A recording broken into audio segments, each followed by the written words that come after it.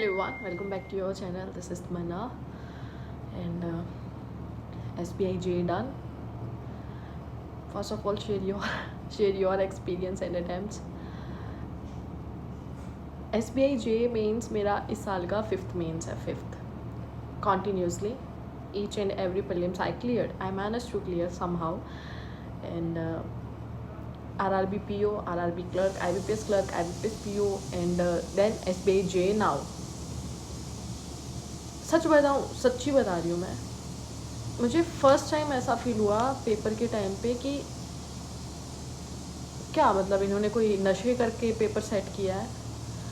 सबसे पहले तो जो अपने मतलब पेपर में आता है कौन सा सेक्शन पहले आएगा, तो उसमें ऐसे मेंशन था कि सबसे पहले करंट अफेयर आ रही है, करंट अफेयर का सेक्शन सबसे पहले है, फिर इंग्लिश का, फिर क्वांट का, फिर रीजनिंग का। आई थिंक ऐसा ही था, ठीक है। अब जब सबसे पहले मैंने देखा ना जीए का, लिटरली मेरे साथ में जो लड़का बैठा था, मैंने उसको बोला कि भाई जीए पहले कौन देता है, मतलब मेरा तो ओके। फिर मुझे लगा चलो ठीक है, कोई बात नहीं, फालतू के मतलब ठीक है जो है अब आ गया सो आ गया। एंड वहाँ तक ठीक था कि चलो आ गया सो आ गया, इस बार अच्छे से प्रिपेयर किया है। एंड लिटरली सच बता रही हूँ मैं, आरआरबी पीओ क्लर्क में आप अगर मेरा जाके मार्क्स देखोगे जीओ में, somehow I manage to like काफ़ी सही स्कोर किया था मैंने, एक डिसेंट। आईबीपीएस क्लर्क में नहीं कर पाई जैसे 8-9 दिन थे आरआरबी क्लर्क मेंस के बाद में, मुझे बहुत अप डाउन करना पड़ा था, पंजाब से हरियाणा, हरियाणा से जयपुर, जयपुर से गुड़गांव, इस तरह से करके, तो वो बस मिस आउट हो गया मेरे हाथ से। एंड फिर आईबीपीएस पीओ में भी ठीक है, जो बना सो बना। इसके लिए मैंने सच में 10 दिन ना सिर्फ मैंने जीए पढ़ी है, एंड 10 दिन भी नहीं, जिस दिन स्कोर कार्ड आया था IBPS PO का, literally I am saying PO mains का स्कोर कार्ड आ गया था ना, उस दिन से ही मैंने करंट अफेयर्स को पढ़ना शुरू कर दिया था कि somehow have to like clear. मुझे ऐसा था कि चलो 10-12 नंबर अगर जीए में आ गया ना, तो मुझे ऐसा ही लगा कि कमी सिर्फ जीए में रह रही है और मेंस में कहीं कमी नहीं है। तो बस पढ़ना करंट अफेयर शुरू किया। सबसे पहले पीडीएफ, मंथली वाली पीडीएफ निपटाई, उसके बाद में मैंने फिर वीकली वाले क्विज निपटाए, उसके बाद में फिर मैंने मॉक टेस्ट से करंट अफेयर अलग की, फिर उसके बाद में लास्ट टाइम रिवीजन पे मैंने तीन बार मैंने पीडीएफ्स को पढ़ा है। लास्ट डे तक मैं पीडीएफ को पढ़ रही हूँ, मतलब उसी को रिवाइज किए जा रही हूँ। टेस्ट जो बीच में दे रही हूँ बस वहीं से मैथ्स रीजनिंग हो रहा है, उसके अलावा कुछ नहीं कर रही हूँ मैं। और इंग्लिश के लिए थोड़े बहुत क्विज लगा दिए। और सच बताऊँ, पहली बार मेरे जीए में 10-12-15 नंबर, 12-15 नंबर मेरे आने लग गए थे, वो भी मॉक में, अदरवाइज मॉक में कभी नहीं आते मेरे इतने। तो थोड़ा कॉन्फिडेंस आया कि ओके तमन्ना इस बार हो जाएगा।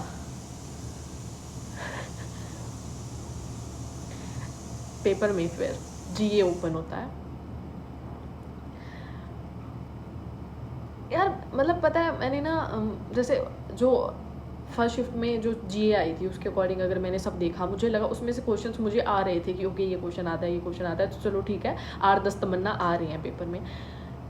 मैंने फर्स्ट क्वेश्चन से शुरू किया है, लास्ट क्वेश्चन तक मैं सिर्फ रीड कर रही हूँ। मुझे ऐसा था कि एक भी क्वेश्चन इधर उधर नहीं करना है, कुछ कोई तुक्का नहीं मारना है। 7 अटैम्प्ट होंगे 7, 8 अटैम्प्ट होंगे 8, मैं कर रही हूँ और एंड तक मैं पेपर के गई हूँ। और सिर्फ 3 क्वेश्चन मुझसे अटैम्प्ट हुए हैं जिनको मुझे, वो भी जिसमें लगा कि ओके तुम्हारा तो नहीं पढ़े हैं।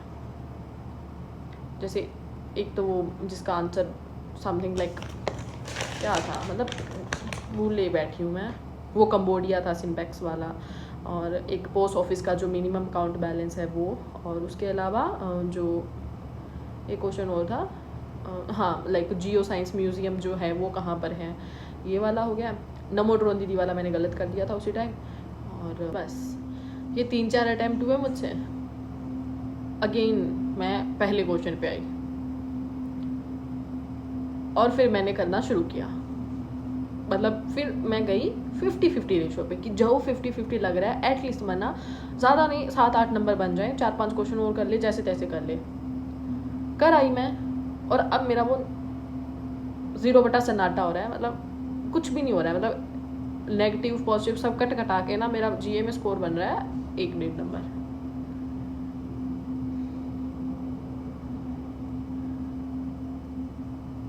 ठीक है ओके, अदर सेक्शन पे आते हैं, रीजनिंग। अब मुझे कोई ये नहीं कहेगा कि तुमने पढ़ा नहीं है, जाके मेरे मेंस पिछले चेक करो, उसमें मेरे मेंस में रीजनिंग का स्कोर चेक करो। So definitely I am good in reasoning, I am good at reasoning okay. Reasoning में मतलब आई डोंट नो, मतलब क्या मैं करके आई हूँ बता देती हूँ। इनपुट आउटपुट मैंने किया है, एक एज वाली जो पजल है वो मैंने की है, उसके अलावा जो कोडिंग डिकोडिंग वाला था, डाटा सफिशिएंसी के जो क्वेश्चन थे, और एनालिटिकल मैंने नहीं किया, एक क्वेश्चन एनालिटिकल का किया है वो जो ईजी सा था, सिंपल सा दिख रहा था, ऐसे करके। इन रीजनिंग आई टोटल अटेम्प्टेड 18 क्वेश्चन। एक पजल लास्ट में बन रही थी, वो बन गई थी बट मुझसे क्वेश्चन टिक नहीं हुए, मतलब थोड़ी सी रह गई थी, वो क्वेश्चन टिक ही नहीं हुए मुझसे, और वो क्वेश्चन वो वाली थी जो 7 बॉक्स है वो वाली। तो इन रीजनिंग आई टोटल अटेम्प्टेड 18। तो गेम तो वहीं ओवर हो गया है। फिर बात करते हैं मैथ्स रीजनिंग की, वो सॉरी इंग्लिश और मैथ्स की। इंग्लिश की अगर बात करती हूँ तो आरसीज आए थे डिफरेंट, उसमें उसके अलावा कुछ मतलब जो आए थे फ्रेज वगैरह दी हुई है, वो कौन से में सेट बैठ रही है कौन से नहीं, like tip on the iceberg, bark the trees, all thumbs up था, ठीक है। उसके बाद में वो वर्ड मीनिंग वाला आया था, काउंटर वेलिंग टाइप समथिंग, मुझे वो नहीं, मतलब मुझे नहीं समझ में आया कि उसका क्या होना चाहिए, तो वो मैंने क्वेश्चन स्किप किया। एंड इन इंग्लिश मतलब क्विज भी लगा के गई थी मैं, तो मेरे मार्क्स ना जैसे आने लग गए थे, तो 24-25 हेयर यू कैन सी माई, जो मैंने टेस्ट वगैरह दिए थे उसमें मेरा स्कोर जो है, ठीक है। एंड मैंने स्मार्ट कीड़ा के मार्क्स लगाए थे, और स्मार्ट कीड़ा के मार्क्स में इंग्लिश में अगर आपका 24-25 आ रहा है तो मतलब यू आर डूइंग वेल, तो ठीक है। सेक्शन लगा के गई थी मैं कि इंग्लिश में मुझे ऐसा था कि 4-5 नंबर एक्स्ट्रा करने की नीड है, क्योंकि मेरे नंबर मेंस में 18-20 आ रहे हैं, वहाँ पे 24-25 भी आ जाएंगे, तो somehow I will manage to clear the exam. तो 36 मैंने इंग्लिश में अटैम्प्ट किए, एंड आई एम एक्सपेक्टिंग कि 28-30 मार्क्स इट मे बी, क्योंकि गलत नहीं है, जो लग रहा था वैसा ही है, पर हाँ मैंने रॉन्ग नंबर, वो रॉन्ग वाले किए हैं जिसमें रॉन्ग नंबर देखना था, मोर देन 1 पार्ट था, तो उसमें जैसे तैसे मैं कटा के कि इसमें नहीं हो सकता है, ये वाला तो बिल्कुल सही है, ये वाला ऑप्शन पे जा के, क्योंकि वो मैंने देखा था क्लासेस में कि आप ऐसे भी कर सकते हो, तो वो मुझे थोड़ा ठीक लगा करने का वे, वो मैंने किया। तो in English I total attempted 36। अब बात करते हैं मैथ्स की।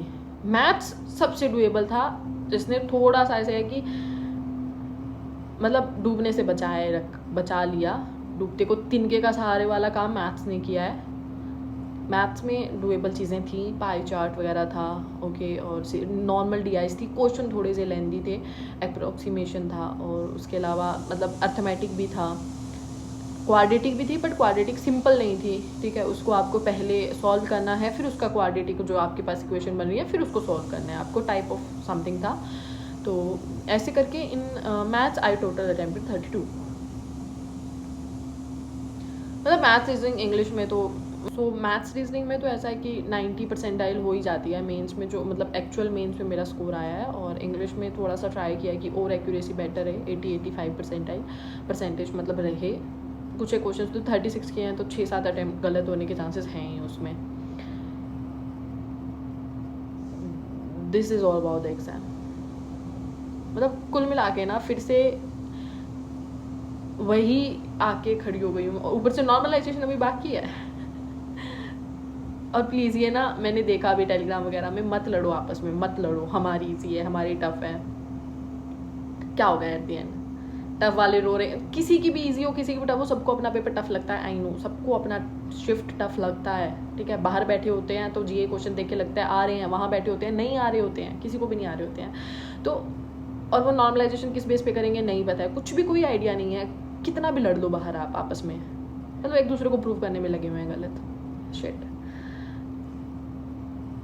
जिसकी भी जो भी टफ है, बस ऐसा है कि प्लीज़ नॉर्मलाइजेशन में किसी को इतने नंबर भी नहीं मिले कि जो सही बेचारा टफ शिफ्ट में फंसा है वो आउट हो जाए, या फिर टफ शिफ्ट ईजी शिफ्ट वालों के इतने भी नंबर नहीं काटे कि उसको रिग्रेट हो मैं टफ शिफ्ट में क्यों नहीं था। बस मुझे तो यही चाहिए। And this is all about the exam. Worst exam ever, worst means actually मतलब रीजनिंग जीए, बाकी जो जितना हो सका हम कर आए हैं। Share your attempts.